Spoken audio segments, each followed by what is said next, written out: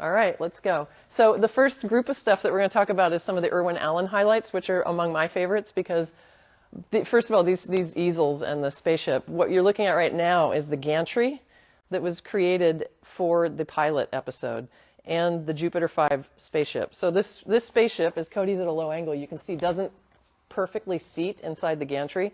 There's a little bit of a gap below there. That's because they actually redesigned the spaceship after the pilot. But they decided not to build another gantry because, you know what? Budgets were kind of tight back then. So they said, we're just going to roll with it. And they did use some of the footage from that pilot. No one ever noticed that it was the Gemini 12 spaceship gantry with the Jupiter 5 saucer sitting on top, and all of is well. Nobody cared. And now we have it here, which is pretty cool.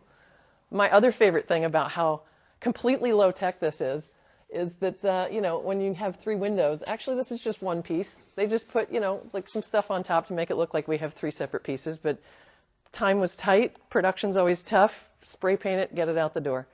The other thing that I think is really hilarious about this is how incredibly low-tech we've gone back in the day. So now we have all these fancy pitch meetings. Back then we had these crazy paintings on board. This is a spiral bound, and if I were able to open it more easily, I could show you some of the other extraordinary paintings inside this book. This is how he was trying to pitch a show for the Lost World. Didn't happen. Project kind of never got off the ground, but Irwin Allen was known for taking a lot of literary classics, like Lost in Space, for example, was based on Robinson Crusoe, but in space.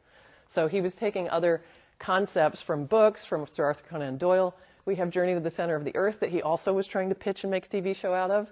There's some really cool artwork in this one, and you know what? I am going to get this down because I just can't help but show you some of the cool stuff that's in it. We'll put it here on.